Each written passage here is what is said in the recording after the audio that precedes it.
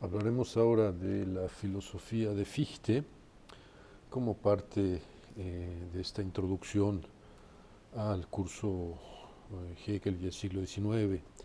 Eh, y bueno, vamos a tomar, como ya hemos anunciado, la filosofía de Fichte como parte de los elementos fundamentales de lo que podríamos llamar el programa del idealismo alemán. Habíamos dicho, bueno, un conjunto, una serie de intereses comunes, preocupaciones comunes, no necesariamente de consensos, ¿no? Y digamos, en ese contexto y recordando ese contexto, vamos a hablar sobre Fichte. Importante advertir, sin embargo, que no se trata de hacer de Fichte como lo hiciera quizás el propio Hegel, no solamente de Fichte, sino también de muchos otros filósofos de su tiempo, eh, meramente un medio o un camino para llegar a el feliz sistema hegeliano. Por el contrario, hay muchas cosas más que decir eh, sobre Fichte de lo que se pueden hacer, de lo que se puede hacer en un contexto de un curso como este. Eh, pero es importante entonces decir que tiene valor por sí mismo y además, como también se ha señalado, ¿no? Günther Zöller en un trabajo más o menos reciente ha señalado que, bueno, pues el Fichte que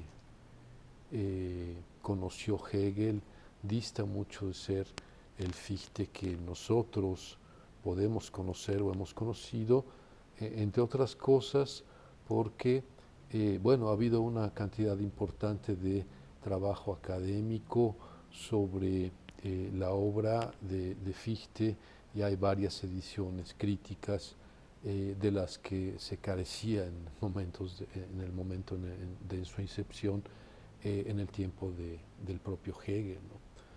Pero entonces, que es casi una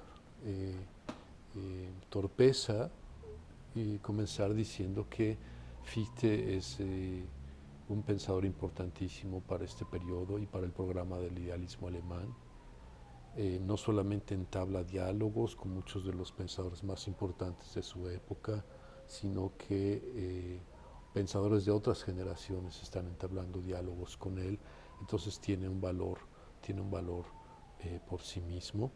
Eh, eh, es no solamente autor de frases célebres, pero una de sus grandes frases célebres que anticipa en algún sentido el existencialismo del siglo XX es la conocida frase según la cual el tipo de filosofía que una persona escoge tiene que ver, está vinculada con el tipo de persona que uno es, ¿no? Lo que la persona es, ¿no?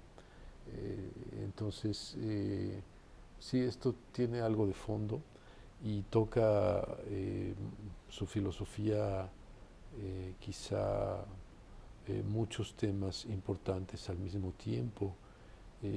Es una filosofía, sin embargo, que no está fechada como quizá pareciera y como lo quisieran hacer ver algunos, ¿no? Es una filosofía en cierto sentido vigente. El primer impacto entonces de Fichte con la filosofía fue con la filosofía kantiana, ¿no? Y la filosofía kantiana hizo un impacto profundo en él, al grado que él concebía su propia obra, digamos, en algún sentido como una mera continuación de, al menos del espíritu, si bien no de la letra, de lo que Kant había dicho y concluido en esto. Entonces sigue la línea que habíamos comentado ya en otras sesiones de Karl Leonhard Reinhold, que tenía, digamos, el mismo tipo de perspectiva sobre la filosofía kantiana. Eh, entonces, digamos que en este sentido a Fichte se le podría ver como un continuador de una empresa inaugurada por Reinhold, pero sin duda lleva la empresa mucho más allá. Eh, ya habíamos anticipado también esto, su primera aparición pública fue de manera anónima y se le confundió con Kant. Él escribió en el 792, digamos, recibiendo el impacto de la filosofía kantiana, sobre todo, hay que decirlo, de la filosofía moral, de la crítica de la razón práctica. Él escribió un opúsculo que en español se titula algo así como El intento de una crítica a toda revelación. Ese tuvo un destino peculiar y también marcó en algún sentido el destino de Fichte, porque como quizás sabrán, al publicarlo anónimamente, eh, bueno, a pesar de que no había redes sociales ni nada de eso, muy pronto se dijo que era la última obra que había publicado Kant, o digamos el trabajo más reciente, para decirlo mejor, de Kant. Eh, bueno, en el momento en que Kant dice que él no tiene nada que ver con eso, entonces de alguna manera la identidad de Fichte se revela, con lo que de alguna manera su prestigio, ¿no? queda, eh, queda por los cielos. Hay una especie de honor extravagante en habérsele confundido con la pluma y quizá más bien dicho con las ideas de Immanuel Kant, ¿no? Eh, Ahora, él escribió otras cosas después de este intento de crítica a toda revelación, por supuesto en un tono, digamos, bastante crítico de las instituciones religiosas, pero también, y hay que recordar con esto que estamos en la época de lo que después se llamó la Revolución Francesa, y solamente por los títulos se darán cuenta de sus inclinaciones, digamos, políticas, las de Fichte, ¿no? Eh, y estos dos textos son de 793, un discurso sobre el reclamo de la libertad de pensamiento hacia los príncipes de Europa, quienes hasta ahora la han suprimido. Y el segundo opúsculo se titula algo así como Una contribución a la corrección del juicio del público sobre la Revolución Francesa. ¿No? Entonces, digamos que con esto, digamos, con los meros títulos de estas obras, se ganó, por supuesto, una reputación de ser un jacobino o, digamos, de ser un extremista, eh, no sé, un extremista, un jacobino, un partidario de la Revolución Francesa y esas cosas, ¿no? Ahora bien, en el 94, no estamos hablando del 93, estas obras se publican en el 93, y en el 94 Reinhold renuncia a la cátedra Kant de la Universidad de Jena.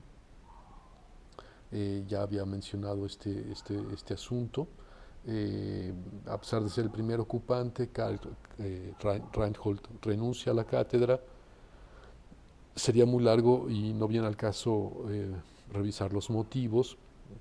Lo importante para nosotros ahora es que en ese momento esa cátedra, que quizá era una codiciada cátedra nueva, la cátedra Kant le fue ofrecida a Fichte. Él no estaba en territorio alemán, estaba en Zúrich, en Suiza, y se traslada, por supuesto, a Jena. Pero lo importante de esta anécdota, quizás para nosotros más cercanamente, es que, eh, bueno, él había recuperado filosóficamente el proyecto de Reinhold en el sentido de derivar las conclusiones de Kant a partir de un único principio primero. Eh, entonces, digamos que él decidió en algún momento del 94 que esa filosofía iba a tener un nombre único, y ese nombre es el Doctrina de la Ciencia o Wissenschaftslehre, ¿no? Pero digamos que lo importante de esta, digamos, este incidente vital, digámoslo así, es que Eh, por supuesto, la redacción de esa obra fue motivada por justamente la invitación a ocupar la cátedra Kant en Jena. Entonces, en el 74 publica eh, este texto, eh, perdón, el 794, ¿no? Que es la primera versión de la doctrina de la ciencia, o como se dice en alemán, la Wissenschaftslehre, eh, y se llama justamente concerniente al concepto de la doctrina de la ciencia o de la así llamada filosofía, ¿no? Entonces es el primer escrito.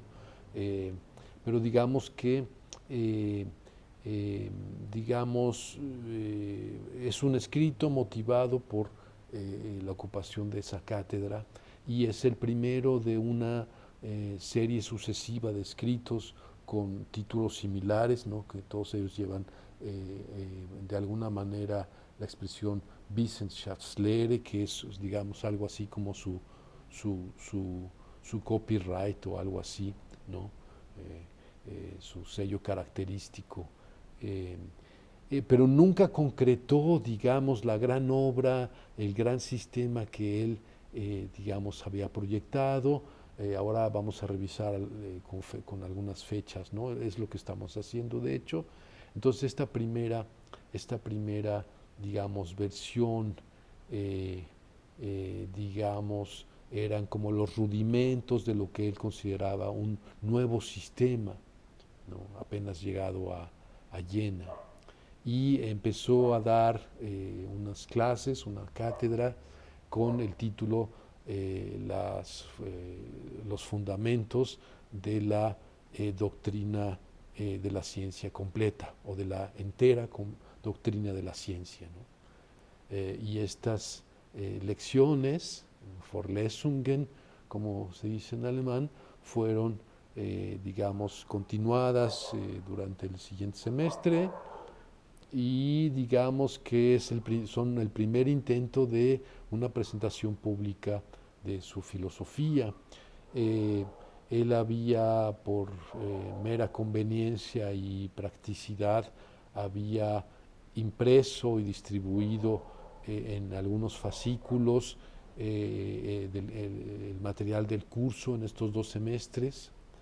Eh, y entonces con estos fascículos no hizo un libro que se llama Los fundamentos de la completa o de la entera doctrina de la ciencia, partes 1 y 2, que son del 794, el mismo año, y después hay una parte 3 en el 795. Y el mismo año, 795, un esbozo, sería el título de esta otra obra del 95, un esbozo del carácter distintivo de la doctrina de la ciencia con respecto a la capacidad teorética. ¿No? Y así hay sucesivas versiones de la misma doctrina de la ciencia, ¿no? Ahora vamos a hablar un poco de esta doctrina de la ciencia.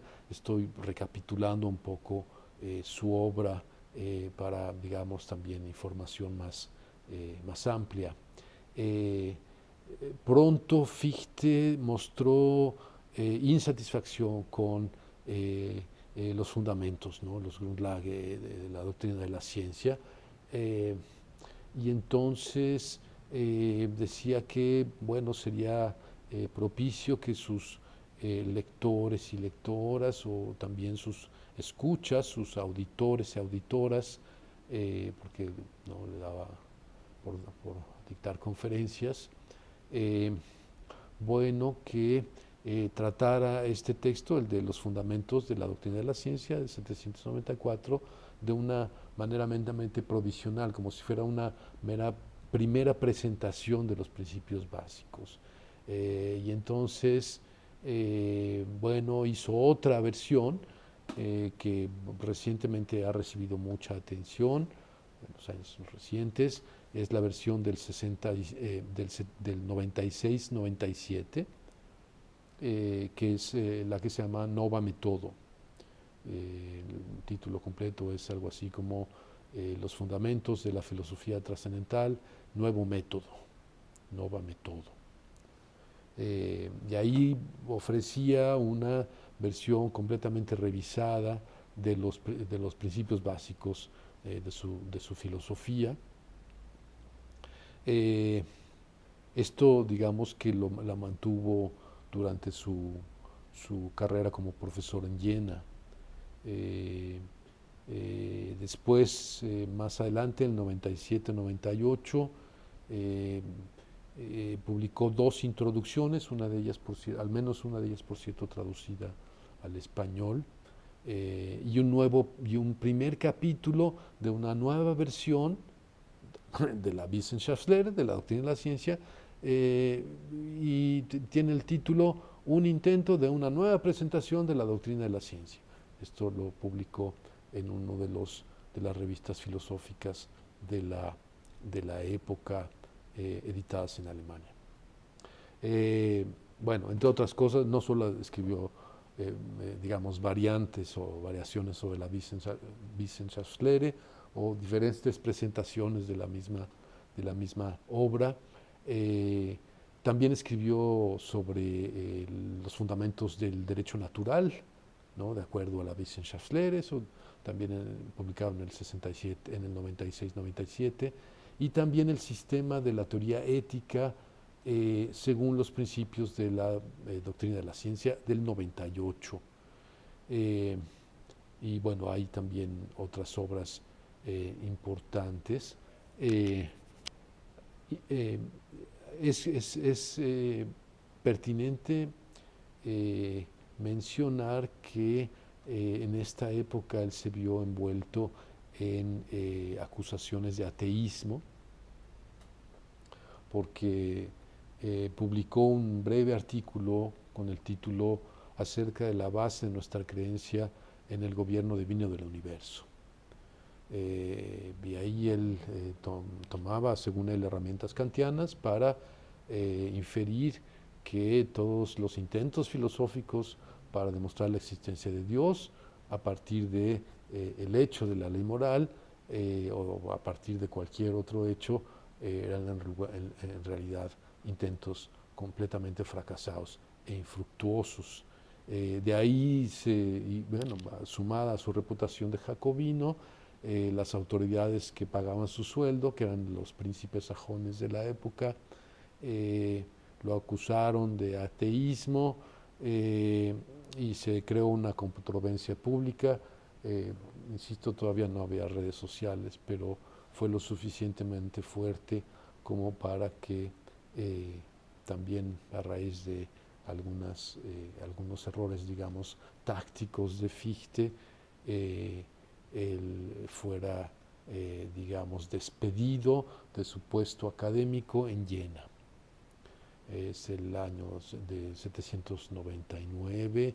Aquí también, digamos, es un año donde Jacobi tiene una intervención muy crítica, publica una carta abierta a Fichte, donde lo acusa directamente de promover una forma de nihilismo. Ya hemos discutido esto en videos anteriores y en sesiones del curso anteriores, en la sesión anterior de hecho.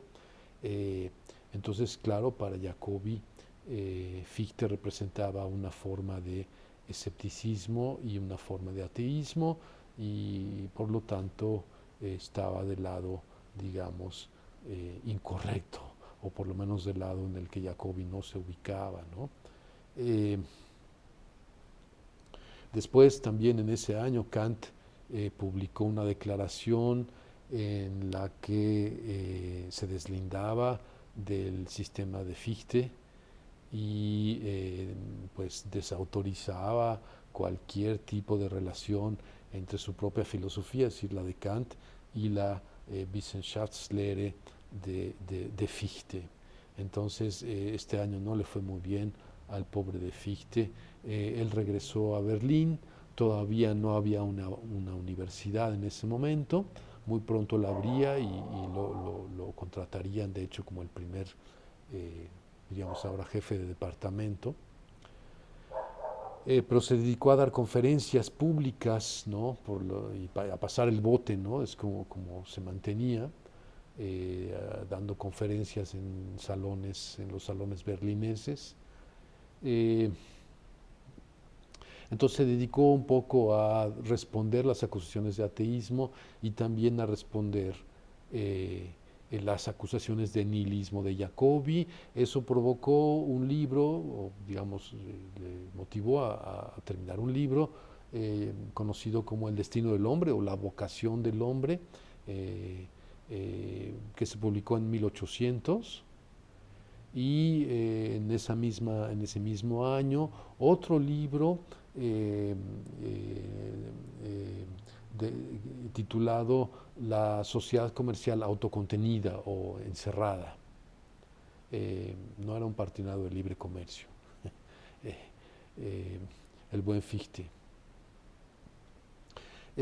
Bueno, y no me quiero detener demasiado en esto. Hay otras versiones de la Wissenschaftslehre que se derivan de sus lecciones públicas, eh, pero digamos que termina sus años en Berlín, en la recién creada Universidad de Berlín, después de escribir un tratado llamado Direcciones para una vida santa, 1806, y entonces ahí trabaja el Evangelio de San Juan, eh, y entonces con una orientación por supuesto más religiosa o mística, tiene una, digamos, nueva vertiente de su trabajo, de su Wissenschaftslehre. Por último, bueno, pues están los famosísimos discursos de la nación alemana, porque, digamos, en estos años, 1806, ya lo habíamos mencionado también, eh, bueno, pues las tropas napoleónicas ocupan Prusia, bueno, ocupan el territorio alemán, y entre ellos Prusia. Fichte huye nada menos que a Königsberg, Prusia Oriental, lejos de Berlín, y a su regreso, después de un tratado de paz, eh, a su regreso a Berlín, entonces escribe y además, digamos, realiza los discursos a la nación alemana, ¿no? Todavía con las fuerzas de ocupación presentes en las calles de Berlín, y bueno, esto también se le ha asociado con una especie de patriotismo alemán.